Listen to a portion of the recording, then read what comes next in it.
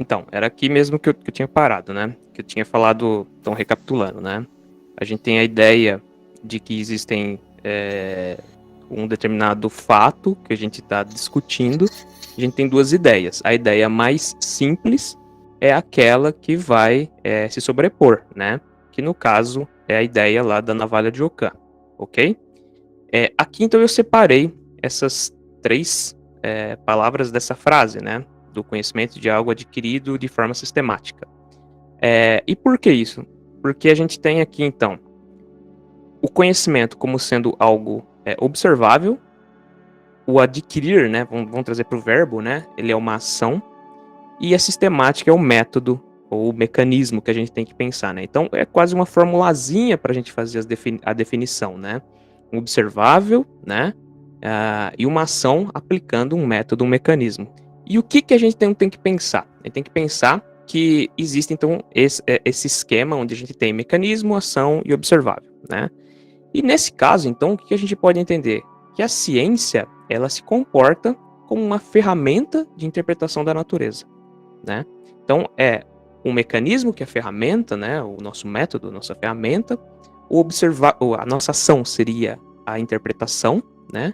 E observável a natureza. Então, nós temos essas três formas da gente conseguir pensar esses três pontos para a gente conseguir pensar na nossa definição, né? Então, uma das definições que eu mais gosto de ciência é que a ciência é uma ferramenta de interpretação da natureza, né? Em resumo, a ciência, então, é uma construção humana.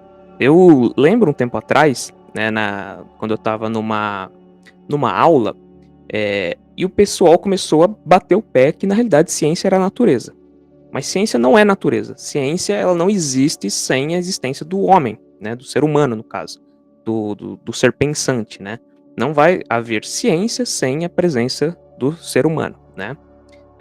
E a gente pode, então, fazer aqui, por exemplo, um silogismo, né? Um silogismo aristotélico, né? Se a gente tem A, e esse A é igual a B, e B é igual a C, logo A é igual a C. Então, nós temos aqui uma construção lógica para a gente conseguir entender que, pelo fato da ciência ser uma construção humana, e o ser humano ele tem limitações interpretativas, logo a ciência ela vai ter realmente uma limitação interpretativa. Por quê? Porque ela foi criada pelo ser humano. E aí que a gente chega no seguinte fato: toda ferramenta ela tem limitações e erros, né? Então, por exemplo, qualquer coisa que você pegar, como por exemplo uma balança, né? Ela vai ter limitações, né? Por exemplo, quando a gente tem uma balança, o que a gente está aferindo com ela? Vocês podem me dizer? Assim, é uma pergunta que muitas vezes a gente faz no ensino médio mesmo, e na faculdade, e as respostas são as mesmas. O que a gente afere com uma balança? O peso? A resposta sempre é peso. Massa. A gente está aferindo massa, né? Por quê? Porque a gente está, no caso, a gente tem todo o efeito da gravidade e tal, sobre a balança, a gente então a gente tara a balança para medir, aferir massa, né? A gente consegue observar que aqui na nossa balança, ela tem uma diferença muito óbvia, né? De uma para outra. Uma tem 4 casas e a outra tem somente 3 casas, né? Quando a gente vai fazer essa análise, o que a gente fala? Qual delas é mais precisa? Ou será que elas são precisas do mesmo jeito? É assim, mensurado? Oi, eu não consegui ouvir. Depende do que for ser mensurado? Então, mas por exemplo, o que é mais. Quem tem mais massa? 1 quilo de pena ou 1 quilo de chumbo? Os dois têm a mesma quantidade. Exatamente. Os dois têm a mesma quantidade. Mas aqui a gente tem um problema que é a limitação do instrumento, né? No caso, por exemplo, a primeira balança, que tem 4 casas decimais, ela vai conseguir te dar um resultado melhor, né, mais preciso do que a que tem 3. Por que isso? Porque esse último algarismo que aparece, ele tem o erro embutido, né? Quando nós trabalhamos com medida de massas em laboratório, por exemplo, o que acontece? Você não pode pensar que existe somente 4 números ou 3 números, né, na massa total do que você está estudando, né? Na realidade é infinito, né? Só que a limitação, por exemplo, da primeira balança são 4 casas. E a limitação da segunda são 3. Se a gente for colocar 1 quilo ali para pesar e a gente quer que apareça 1,000 ou 1,00, o que a gente vai ter que entender? Que na realidade não é 1 quilo, mas sim é 0,999 e a próxima casa ela tem que ser um número superior a 5, né? Porque se for um número inferior a 5, não alteraria e a gente teria ali então 0,999. Então, existe um limite e um erro nos instrumentos que a gente trabalha para aferir a natureza. Consequentemente, esses limites cognitivos, eles também são atribuídos não somente aos equipamentos, mas também a uma necessidade de interpretação humana, né? Na aula passada, eu estava falando isso com o Marcial, vocês estavam discutindo algumas coisas relacionadas com o surgimento do universo, né? E coisas do tipo, né? E vocês comentaram, por exemplo, da teoria a teoria o pessoal costuma chamar que é a teoria do ovo, né? Que ele eclode, depois ele volta para o estágio inicial, eclode de novo, e ele fica fazendo isso dentro de uma frequência, né? Hoje tem cientistas que ficam pesquisando se conseguem encontrar essa frequência de resquício do universo para conseguir determinar que a gente tem processos de evolução do universo, né? É lógico que a gente não consegue determinar isso ainda pelo fato de que a expansão do universo ela é tão grande, né? E se tiver uma contração também é tão brutal que certas coisas que estão se propagando nesse espaço, não entendo agora o universo, mas entendo como espaço, ele ainda não chegou até a gente. Então, por exemplo, a gente tem um observável visível quando a gente fala de universo, quando a gente fala de espaço, né? Por exemplo, existem outras dimensões? A gente não sabe dizer por quê. Porque a luz não conseguiu percorrer todo o espaço ainda, né? Então, se existem outras dimensões, significa que ainda a gente não tem acesso a elas, porque a luz não conseguiu percorrer aquele espaço, né? Então, são essas características que a gente tem que começar a ir pensando quando a gente vai falar de ciência, né? A gente tem limitações óbvias no pensamento, né? Então, voltando ao silogismo, né? A gente tem a premissa A, né? Limitação cognitiva da ciência habita na limitação cognitiva do ser humano.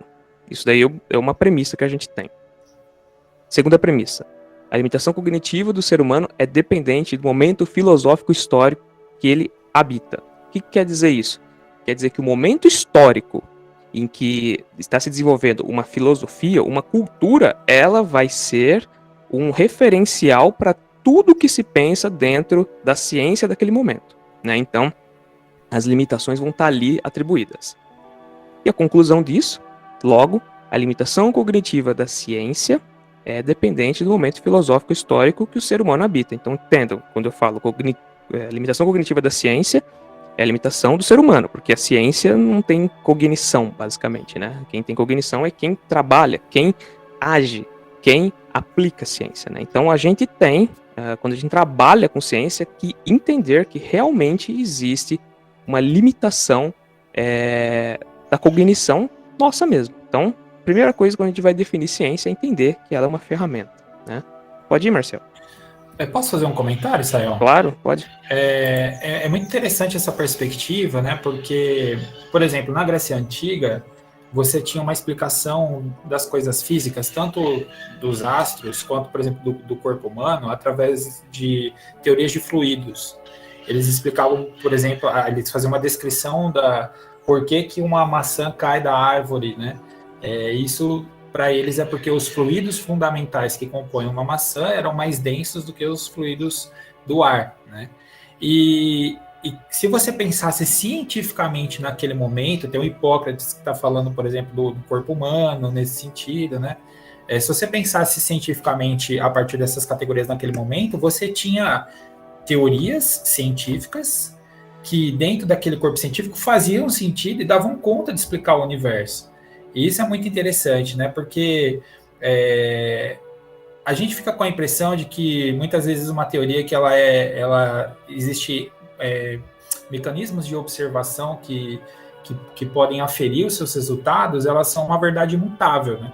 E aí eu acho que outra coisa que a gente pode trazer à baila já sobre essa aula que tem a ver, que é uma continuidade da primeira, que no fundo a gente está tentando debater aqui o que significa pensar cientificamente, é que mesmo quando você tem um experimento científico que comprova ali a sua hipótese, a sua teoria, essa nunca é uma verdade absoluta. Toda verdade científica, ela é um paradigma que sempre provoca pessoas a desafiarem esse paradigma. E se em algum momento esse paradigma for superado, aí a gente tem uma nova verdade que explica melhor os fatos e, portanto, aquela verdade anterior, mesmo com um corpo científico, com uma lógica que permite explicar as coisas a partir dessa visão de mundo, que a princípio era uma verdade absoluta, já não é mais, né? Nas ciências humanas, especificamente, a gente tem um fenômeno que é típico das ciências humanas, que por muitas vezes faz com que pessoas de outras áreas enxerguem isso como uma forma menor de fazer ciência, sobretudo lá com os pós-modernos, é que verdades divergentes, elas podem ser concorrentes. Então, nas ciências físicas, isso não é possível, né? Ou um elemento A com o elemento B vai gerar um tipo de reação, ou vai gerar outro tipo. Você não pode falar que faz as duas coisas ao mesmo tempo, com algumas exceções. Mas nas ciências humanas a gente ainda tem essa possibilidade. Mas eu só queria trazer essa dimensão, né? Porque você está explicando as coisas pelo silogismo, e o silogismo ele parte de premissas que, por vezes, elas podem parecer verdadeiras, né? Mas com o passar do tempo a gente ressignifica o universo e compreende através de outras explicações. Hoje, por exemplo, a base da ciência astronômica, a base, né? Ela parte da premissa do Big Bang, né? E todo o universo se explica, a descrição do movimento dos astros, a rotação dos planetas, a composição das matérias e tal, se explica a partir desse fenômeno e converge para essa explicação. Só que isso não significa que daqui 100 anos, 200 anos, a gente compreender que o início do universo se deu de uma outra forma, e aí essa outra forma explicar ainda melhor, mais refinadamente, todos esses processos, né? Então, mais um ponto aqui sobre o que significa pensar cientificamente. O máximo que você vai conseguir fazer na sua pesquisa é afirmar uma verdade transitória, que vai sempre provocar outros pesquisadores, outros pensadores, para desafiar a tua verdade e eventualmente superá-la, e aí você tem que ter esse desprendimento de falar, não, eu estava errado, a partir de agora, esse discurso, essa teoria aqui compreende melhor os fenômenos do que aquilo que eu postulei anteriormente, né? Exatamente. E você usou até o negócio, né, o comprovado cientificamente, né, o termo comprovado, né? É interessante isso, porque quando você fala comprovado em quê? Essa que é a pergunta, comprovado em quê? Comprovado pela ciência. A ciência tem limitações, então significa que não está comprovado em todas as facetas. Está comprovado dentro do sistema onde ele é funcional, né? Então, hoje, a gente, no meio acadêmico, a gente evita utilizar até o termo isso é comprovado, né? A gente está atrás de provas, né? A gente está atrás de indícios, na realidade, né? Se você vai trabalhar, por exemplo, com química orgânica não tem comprovação de quase nada quando você vai na parte de mecanismo, né? Você só vê resquícios de movimentação, de carbono para um lado, hidrogênio para o outro, oxigênio, né? Você não tem como ver aquilo porque você não consegue ter um equipamento que você veja um átomo, né? Você não consegue ver um átomo, você só consegue fazer uma interpretação do modelo, né? Então, essa ferramenta, né, que a gente chama de ciência, ela é basicamente um modelo. E todo modelo, ele tem uma escala, né? Ele tem uma limitação nessa escala, né? Ele tem métodos de aferir alguma coisa e tudo isso, então leva à limitação. E o silogismo, ele prova isso, né? Que existe essa limitação, né? Porque ele é uma forma de pensar, uma forma que a gente às vezes cria algumas exclusões até dentro do silogismo, e é uma forma de pensar que habita até hoje na ciência, né? Então você tem vamos colocar, esses anteparos a serem ultrapassados, né?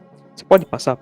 Só queria retomar mais um ponto, Sael, porque eu não sei se é fluente para todo mundo a ideia do que é um silogismo.